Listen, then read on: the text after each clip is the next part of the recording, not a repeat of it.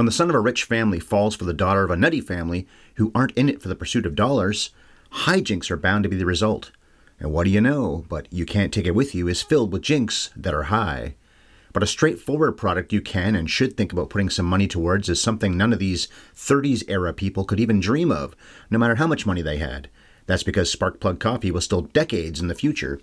But the future is now, and this clunky segue takes us to me telling you that Sparkplug has the freshest, fairly traded, premium Arabica beans in Canada. Customers in Canada and in America will get their deliveries sent within a week, and those of us who live north of the border are exempt from shipping costs. What's on the menu is a wide assortment of blends and roasts, including rotating seasonal blends. They even provide half-calf or decaf for those who want to reduce their calf consumption. And if you become a member of Sparkplug's Autopilot Coffee Club, you'll get a veritable plethora of perks and deals. You'll also save money on every order. And you can customize your membership to get your orders when it suits your needs. This is not, my friends, a run-of-the-mill Coffee of the Month Club. The place to go in your browser is sparkplug.coffee/HYES. Using our HYES discount code will nab you a one-time 20% savings. Okay, sparkplug.coffee is the website you should look at later today, but right now, we're talking about a Best Picture winner from 86 years ago. Well, that won the award, I guess, 85 years ago. Let's see what's what. And action.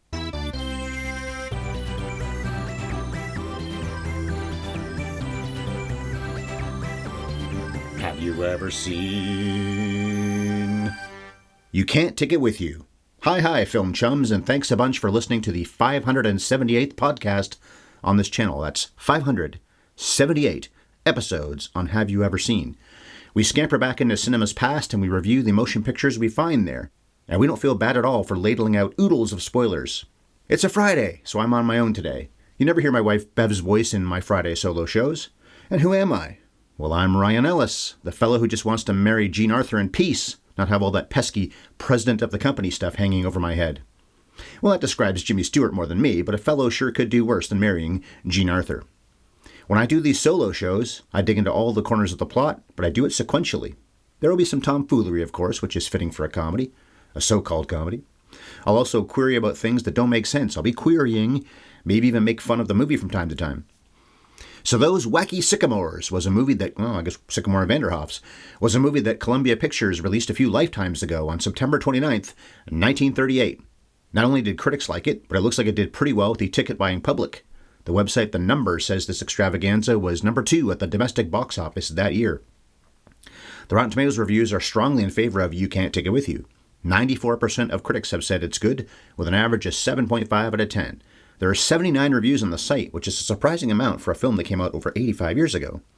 88% of Rotten Tomatoes audiences thumb it up too, by the way. Frank Capra's ratings on the Rotten Tomatoes website are quite extraordinary, actually. The only splat he has is his last film, Pocketful of Miracles. Big titles you're going to hear mentioned a lot today, like It Happened One Night, Mr. Smith Goes to Washington, and It's a Wonderful Life are all in the mid to high 90s. Most of the films he directed are in the 90s, in fact, or at least the 80s. People dug them some Capricorn. The reason I'm covering this one at all is, of course, because it won Best Picture. Capra won his third Best Director Oscar of the decade, too. It was his third in 5 years, in fact. He had won for one of the great rom-coms ever, It Happened One Night, then won again 2 years later for Mr. Deeds Goes to Town, and then here in 1938. I think that was also how Walter Brennan won his 3 supporting actor Oscars, too, every other year in the same time frame, basically as this, 1936, 1938, and 1940. You Can't was up for 5 more trophies on Oscar night, but lost in all of them. Spring Byington was a nominee for Best Supporting Actress. Don't really know why they centered her out over anyone else in the cast. Robert Riskin's screenplay was a candidate, so was Gene Havlick's editing, Joseph Walker's cinematography, and the sound was up for the Oscar as well. The American Film Institute nominated it for 3 lists, but it didn't make any of them. The Top 100 The Top 100 Cheers, and the 1998 AFI Top 100 list, so the greatest movies of all time. That was the first list they ever did, although it was not a nominee for the 2007 reissue of that greatest movies of all time list. That's interesting. The AFI respected the Oscars enough in 1998 that they nominated every American-made film that won Best Picture, but the AFI didn't necessarily renominate them 9 years later when they reissued the 100 Years, 100 Movies list. All the King's Men was in that boat too, nominated for the list in 1998, but not in 2007. And I know that because I took notes to cover that flick this month, but decided to shelve that review. I could have seen this movie being on the Top 100 Cheers. It's pretty inspiring, and the message of live life, don't be obsessed with money, wasn't played to death way back then. The Oscars, and it has been since, hasn't it?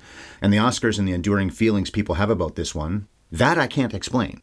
I didn't hate the movie, but let's just say I didn't program the most interesting month of movies in our history here in the 2024 Oscar month. I'm going to be glad when this month is over. I chose them, but except for Monday's title, not the most inspiring month of all time. Of course, the Oscars preview and post-view are always fun, too. Okay, the story.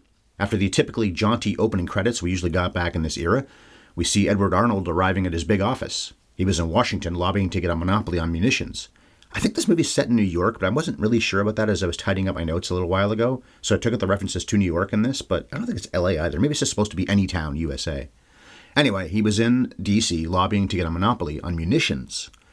I guess this character couldn't have known it, and neither would America at that point, but World War II was going to make a guy who does that for a living a very big pocketful of money.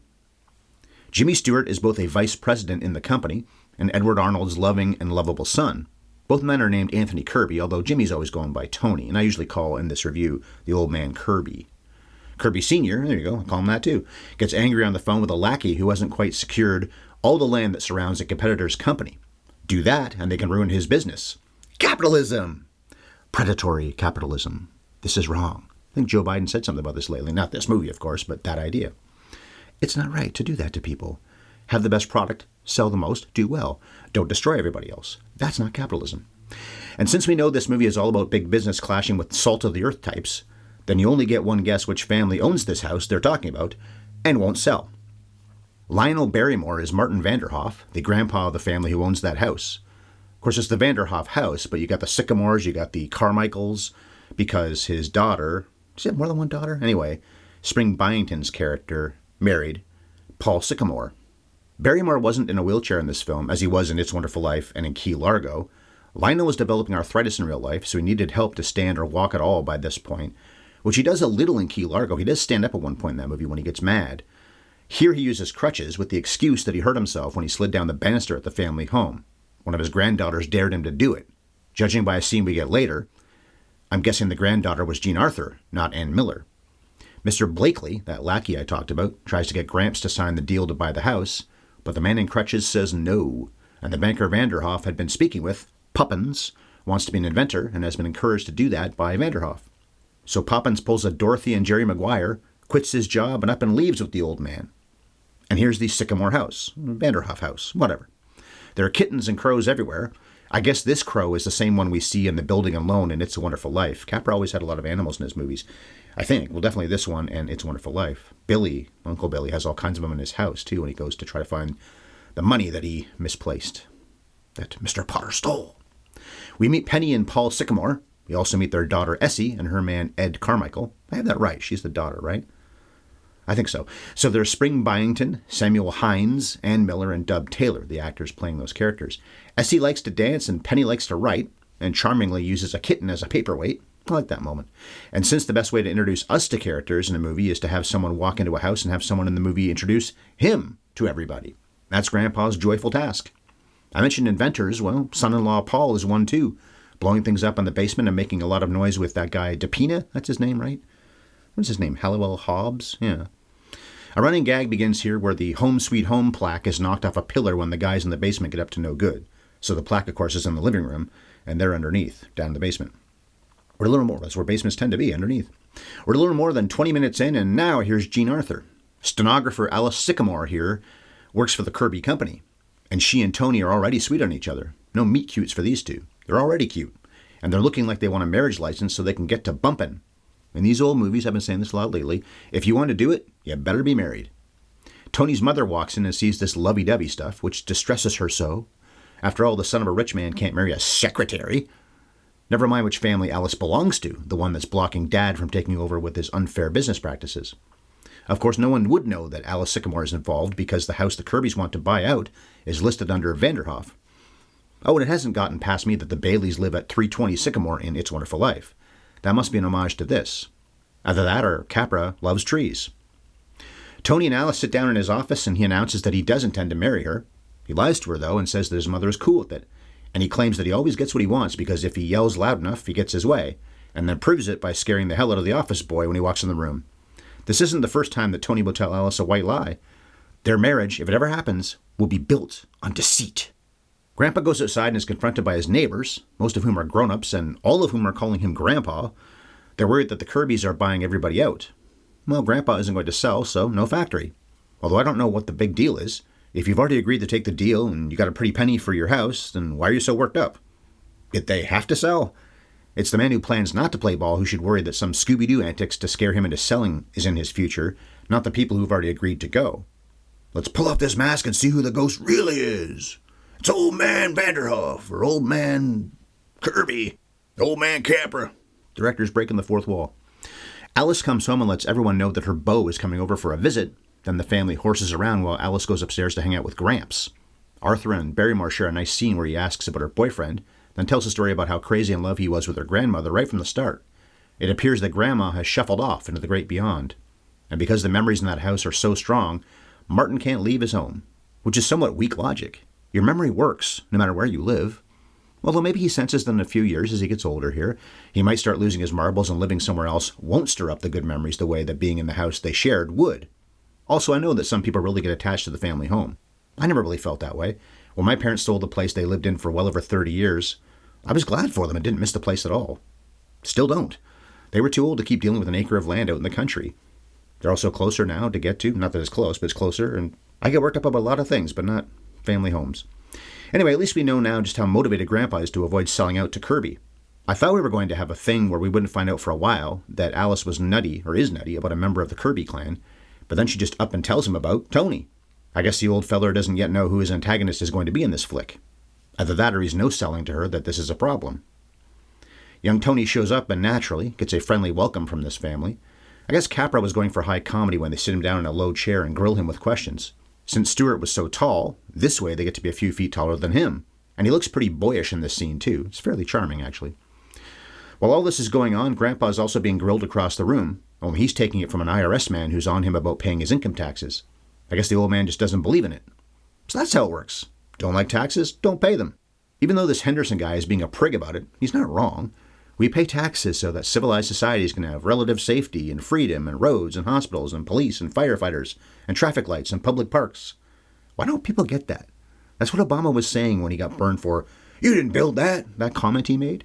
Because if you're making your business grow, good for you, but you didn't build the bridges and the highways and the libraries. The government did." Geez, they've got me defending the government. At least Jack Lemmon and Grumpy Old Men, which we covered last year, didn't have the money to pay his taxes. This whole "I just don't want to pay" thing is cute, I guess, but it's what leads to rich men avoiding paying what they owe through loopholes and other shady avenues of finance. I read in the trivia after watching the flick that Barrymore didn't have to do much acting in this scene.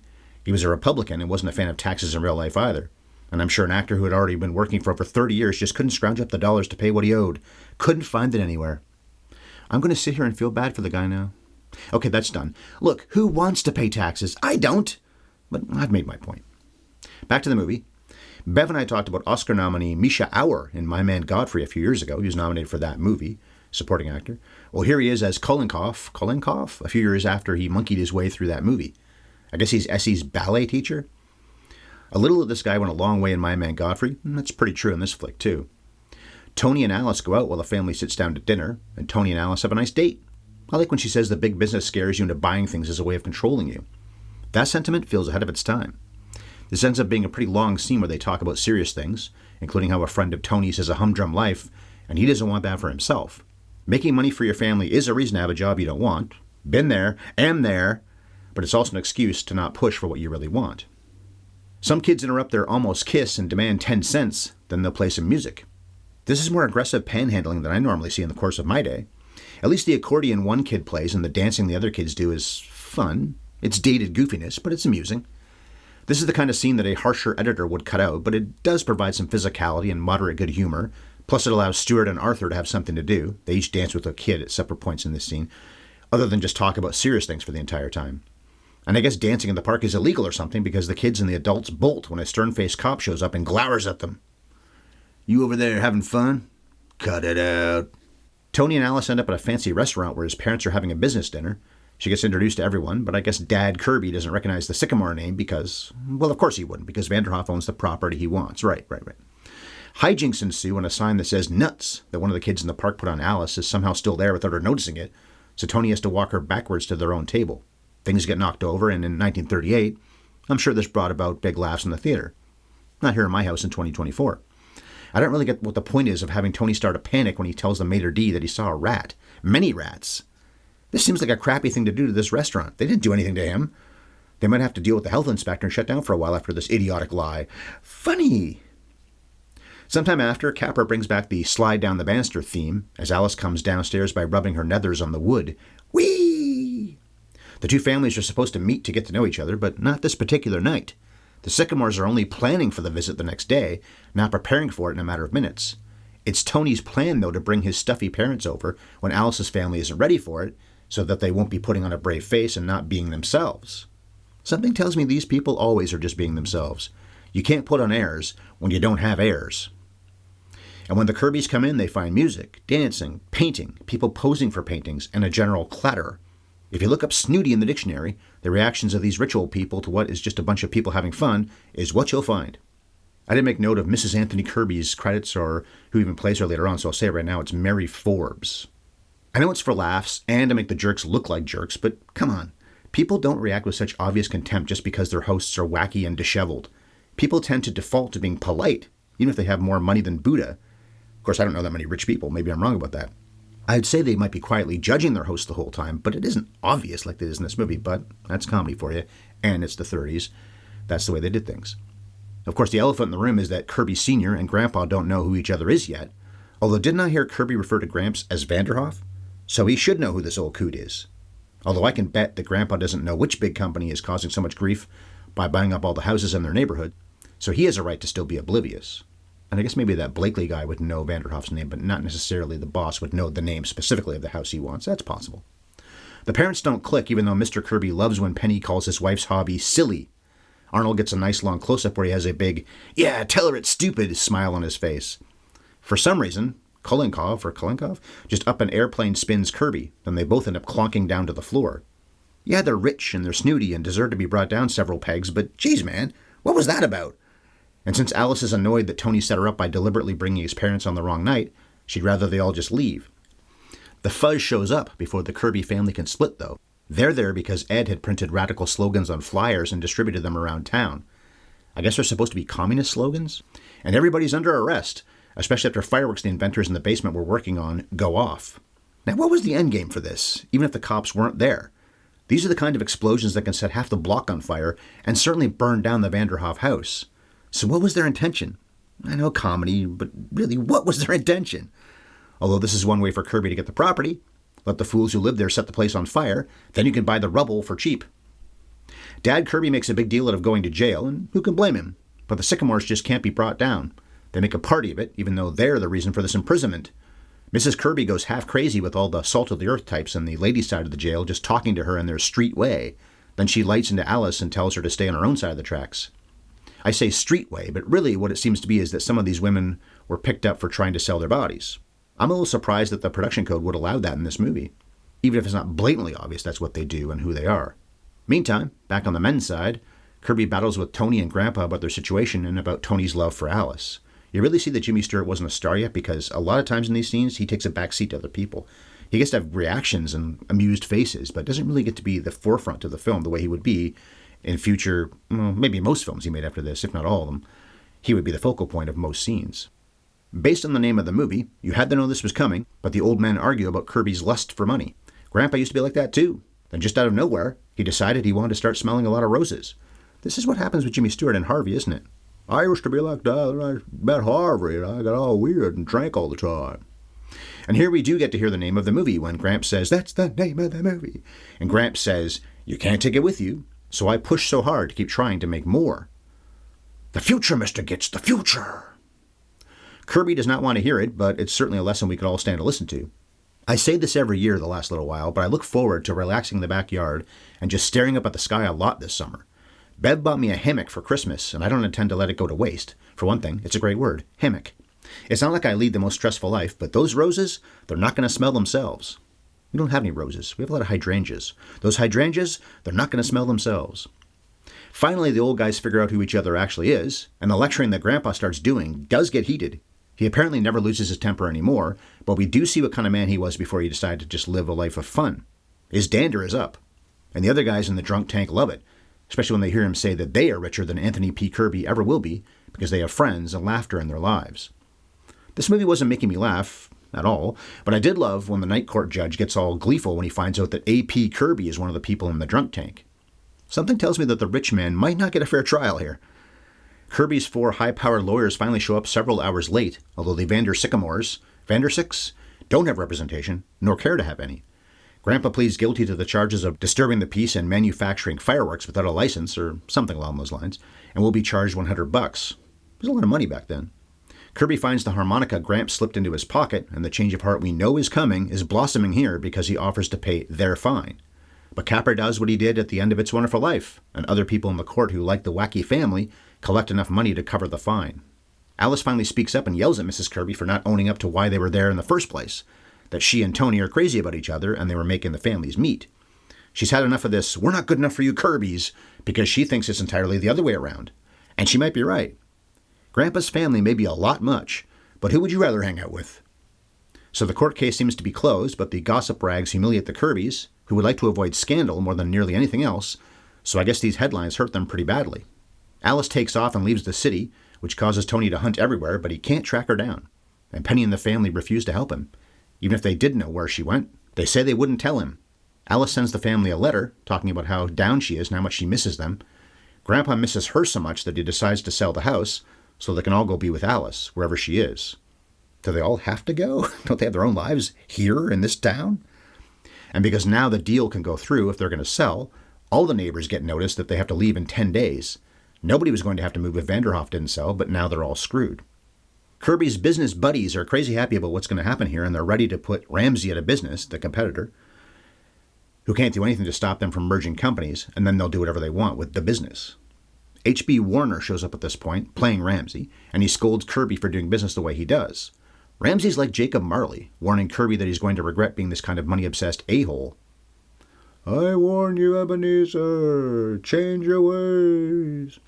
Interestingly, Warner's face wasn't shown during this entire harangue, but then he does get it on screen when he's done haranguing and keels over, then turns and leaves the conference room. I like that touch. Warner wasn't exactly a huge name anymore, although he had been a decent-sized name before. He played Jesus back in the 20s or something like that, and only seeing his face at the end of the scene is wickedly effective. Kirby wants his fail son, Tony, to be the president of the company. Yeah, I said it, fail son. But Tony has decided to resign instead. He doesn't want any of this, and maybe he knows he isn't remotely qualified for any of it in the first place. He doesn't like the business that his dad loves, and he never will. Tony doesn't even plan to stick around the city. He needs to get away altogether, especially now that he's lost Alice. And you can see it in his old man's face that gaining all this money and power is not worth losing his son. And then things are compounded for Kirby Sr. when he finds out that Ramsey died of heart failure after he was let out of the conference room. A movie all about having a conscience was 2 years in the future, but Pinocchio Kirby here lets his own conscience muck up the deal. So I guess Ramsey was Jiminy Cricket. He doesn't even go to the meeting that would finalize the deal. Instead, he bails and goes to the Vandersicks' house, even though they're in the middle of putting everything in the moving truck. Although Tony got there before his father did and begs Grandpa one last time to tell him where Alice is, Gramps claims they're no family of snitches. Wouldn't you know it, though, Alice shows up right then and takes the blame for Grandpa selling the house. She still won't listen to Tony, running upstairs to her room and locking the door on him. The movie wasn't very funny, of course, but there's some decent comedy bits as we see Kolenkov loading up on as much food as he can. This family has been his main source of food up until now.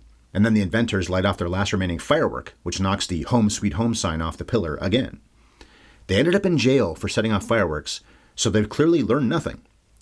But we need to wrap up this morality tale, so here's Old Man Kirby, sitting in a folding chair in the empty living room with Vanderhoff to talk things over. Kirby is crushed that his son left the company, and left him. He needs advice on what to do, which is to play harmonica.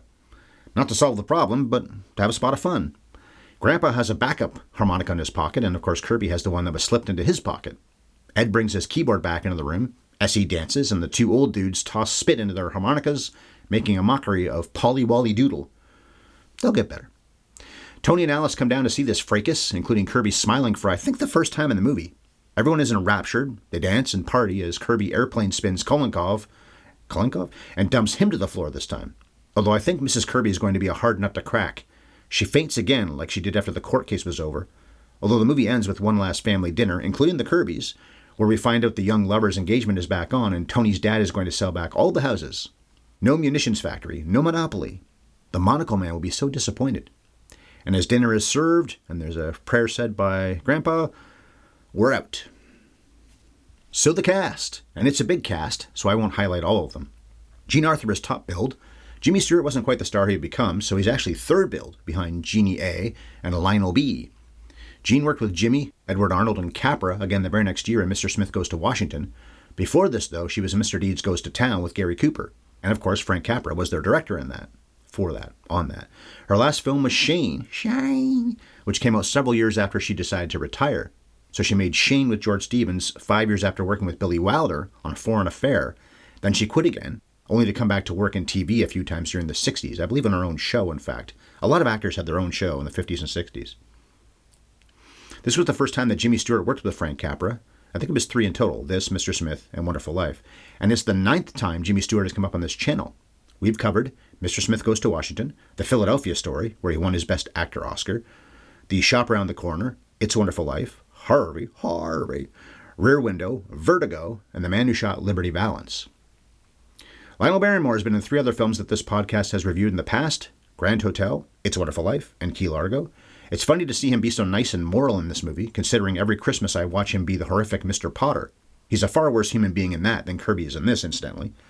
His body wasn't helping his career, though. I talked about the arthritis that was getting bad, but he could stand on his feet during this production, just with the help of crutches, and with regular injections to help ease the pain. PEDs for Lionel B, baby! Barrymore wasn't really old enough to play Jean Arthur's grandfather or Samuel Hines' father-in-law. Arthur was only about 20 years younger than Barrymore was, while Hines was actually 3 years older than him. For that matter, Lionel didn't even have 10 years on Spring Byington, who plays his daughter. I don't like to get hung up on age when it comes to actors, but those are just noteworthy numbers. And you know I like noteworthy numbers. He does look old enough to be a father and a grandfather to all these people, at least. Edward Arnold played the evil businessman who was out to ruin Jimmy Stewart in Mr. Smith the year after this, but he was also in Meet John Doe in 1941, which Capra directed. I guess Eddie was pulling a Marilyn Monroe during this production by screwing up his lines on a regular basis. But like Monroe, when he did get it right, the result was just what the director wanted, so Capra put up with it. Frank couldn't have been too cheesed off about it, obviously, because he cast him the very next year in Mr. Smith and then again in Meet John Doe. Oscar nominee Spring Byington had been in another Best Picture winner, Mutiny on the Bounty, a few years before this, which we covered back in 2013. Wow, that's how long ago that was. Probably one of our first 10 or 12 podcasts. She also showed up in the 1951 version of Angels in the Outfield, which Chris and I reviewed on my sports movie podcast, Scoring at the Movies. And while she's fun in her small role in this film, I don't get why the Academy thought she was worthy of a nomination. Faye Bainter won in her category that year, by the way, for Jezebel, the Bette Davis movie, where she won, I believe, Best Actress. We discussed My Man Godfrey a few years ago. For some reason, Misha Auer got an Oscar nomination for his Monkey Man routine in that movie. And Then There Were None is another title on his resume. I like the movie, but I love Agatha Christie's book. The movie's probably dated at this point, but it's still free on YouTube. I just looked up today, so I recommend checking out the 1945 And Then There Were None. Ann Miller was only 15 during this production. She was only 15 years old, most of which she spent dancing. Her long film career came to an end in 2001 when she played Betty's landlord in Mulholland Drive. That's her. She was also in On the Town and other musicals. On the Town is pretty likely to come up in a full-length review on this channel sometime in the weeks and months to come, partly because I recorded it off TCM, got it in the PVR, all ready to go. Dub Taylor, who's Eddie, was best known for westerns like The Wild Bunch, and along with Stewart and Barrymore, there are a few other actors who are best known for being in It's a Wonderful Life than they were for this, or probably any other productions, really. H.B. Warner is the druggist Mr. Gower, in that film, while Samuel Hines is Peter Bailey, George and Harry's dad. That's right, he's Peter in that and Paul in this. Lillian Yarbo plays the maid Reba, and Eddie Rochester Anderson, is her man Donald. Yarbo acted a lot over the next 10 years, including working with Stewart the very next year in Destry Rides Again. Anderson worked even more than she did, sometimes in the same films with her, but it doesn't get much bigger than being in Gone with the Wind. So he was in back-to-back Best Picture winners. They're fine in this. It seemed like it was going to be a lot of that yassa type stuff, but the caricature they had to play wasn't too bad. At least Capra got a few black people in the cast at all, even if they had to play servants. The director of all these thespians was a man who, I'd say, actually did better work after he took home those 3 Oscars in the 30s. Of course, I'm talking about Mr. Smith Goes to Washington and It's a Wonderful Life. A lot of people might say Meet John Doe and also Arsenic and Old Lace, for that matter, which he directed too. Okay, It Happened One Night is as good or better than any of those, but Mr. Deeds and this aren't. They're the 2 he won Oscars for, other than It Happened One Night. Whether you like Capricorn or not, you can't deny the man's influence on cinema. He was also an uncredited producer on this film, by the way, although they didn't give trophies to the producers back then. That went to the studio. As for the Oscars, Frankie C. was the president of the Academy, so no wonder he won so often. It was an inside job. No, it wasn't. The first time he ever won, he was very worthy. That was It Happened One Night. The writer of the screenplay was Robert Riskin, who had won a Gold Naked Guy for It Happened One Night. He also wrote Mr. Deeds and other scripts for Capra. He based it on the 1936 stage play by George Kaufman and Moss Hart, which won the Pulitzer Prize the previous year. Really? Okay, I guess it has its charms. The play was so popular that you could still go see it on the stage when this movie was running in theaters. Joseph Walker was a nominee for his camera work in this. He also shot It Happened One Night, Mr. Smith, and It's a Wonderful Life for Frankie C. And he looked at Cary Grant through his viewfinder a few times because they made The Awful Truth and His Girl Friday together. All those flicks have been reviewed by us on this channel. I'm not saying it's his fault because the movie is ancient, and we've discovered that a nice new TV makes soft prints recorded off Turner Classic Movies look really bad, but this movie does look rather awful. Gene Havlick was an Oscar nominee for his editing. He had cut It Happened One Night and would cut Mr. Smith and His Girl Friday. The pace wasn't bad, especially for a movie that is over 85 years old, 86, whatever, but it does have what you often see in these old movies, blatant jump cuts. Sometimes you see that because of damage to the negative, and that's the best they could do to piece it together and continue showing the movie at all. But I don't think that was always the case. Here, people will be standing in front of somebody else, then the angle will change after a cut, and their body position will be vastly different and noticeably different. As Scorsese's editor, Thelma Schoonmaker, has said, performance is more important than continuity. Fine, but you don't see things look this sloppy very often in the modern era, even in far worse movies or far less reputable movies than this. So it really stands out when you see it in the so-called classics. Maybe Jean-Luc Godard did not pioneer intentional jump cuts in the 60s. They were doing it back in the 30s. Well, they weren't intentional, I guess, but they had to settle. But he had to settle too. That was the whole point, that I just want to get this scene over with. Let's just cut. The music composer was Dmitri Tiomkin. Like Stewart, this is the 9th flick of his that we've spent time discussing. The list goes: Mr. Smith Goes to Washington, Shadow of a Doubt, It's a Wonderful Life, Red River, Strangers on a Train, so a couple Hitchcocks in there, High Noon, Giant, and Rio Bravo. Tiomkin won 4 Oscars, including for both the song and the score for High Noon, and he was very worthy for both, especially for that score. To put a bow on this review, I didn't get all that much out of this motion picture. The message, of course, is the right one. Pursuing money over everything else is a bad way to live. Not to mention, it's bad if it's hurting regular people and forcing them to move from their homes. Then again, who's to say what's enjoyable to someone else, just because it doesn't seem like a nice thing to you? Maybe A.P. Kirby really thought he was happy working all the time, until it dawned on him that losing his son wasn't worth it. Still, that message has been heard in movies by this reviewer probably 800 times since You Can't Take It With You came out. Maybe 1,000 times. If you see as many movies as I do, you get a little tired of the messages in some movies that do the same thing over and over. I agree with what Capra and Riskin are saying, but I get it. And I also just don't know if I buy that Kirby would make the changes he makes in this film, even if Edward Arnold does sell it pretty well. I did like seeing him smile at the end there. I was also a pretty big fan of Barrymore's performance, and Stewart and Arthur were pretty good together. But this is another movie this month where this is not worthy of Best Picture. The Adventures of Robin Hood and Bringing Up Baby also came out in 1938. Bringing Up Baby wasn't up against this for the top prize. It wasn't up for any Oscars, in fact. But Robin Hood was. Bev did not like The Hood all that much when we covered that, 6 or so years ago? But I'll watch that 4 or 5 more times before I ever bother with Capra's not very funny comedy again. Sounds like I'm raining fire down, and I don't mean to do that. It's more of a, it's there. It's fine. It's watchable. So that was how I saw You Can't Take It With You. Thanks for being part of my audience today. The next time I'll be doing this podcasting thing alone will be on Friday, April 5th, when Bev and I will be a few days into Revenge Month. I'll be analyzing the 25-year-old Pam Grier playing an avenging angel in Foxy Brown. But Bev and I will both be back on the mic next Monday, when we will conclude Oscar month. It did not win Best Picture like this did, and Going My Way did, and The Last Emperor did, but Jojo Rabbit did get Taika Waititi a trophy for Best Adapted Screenplay. So that's the film we'll be talking about on the 25th, the Best Picture at least nominated Jojo Rabbit, and an Oscar winner for that script. Email us. We're haveyouverirseenpodcast@gmail.com. Bev and I are both still on Twix. I'm at MovieFiend51, and she's at Bev Ellis Ellis. Plus, she uses that handle on Threads. I still like that, by the way. I called it Twitix for a while there, now I'm calling it Twix. X, Elon. You're so lazy. We post all our shows on YouTube, too, so if it's easier for you to listen to us that way, then there you go. Type at HYES Ellis in your browser, and then subscribe to us. Then you'll never miss another show. Like us, rate us, review us, spread the word around that we talk about classic movies, which I don't think all that many other podcasters are doing or have been doing for as long as we have. They talk about movies. Yes, there's a ton of those things, but classic movies like You Can't Take It With You, Going My Way. Is anyone else talking about this stuff? Maybe they are, but are they as fun as us? Oh, and also look up Sparkplug Coffee. There's sparkplug.coffee/HYES in your browser. Our HYES promo code will score you a 20% discount. So I say again, HYES. And you don't have to be a new customer to use that code, although you can use it only one time. And that's that. See you on Monday when Bev and I talk about one of the funniest flicks of recent years, Jojo Rabbit. It's definitely not a good time to be a Nazi. Meantime, I'm going to set off some fireworks in my basement and practically light the neighborhood on fire, then act surprised when they put me in jail for it. And it's supposed to be a comedy and cut.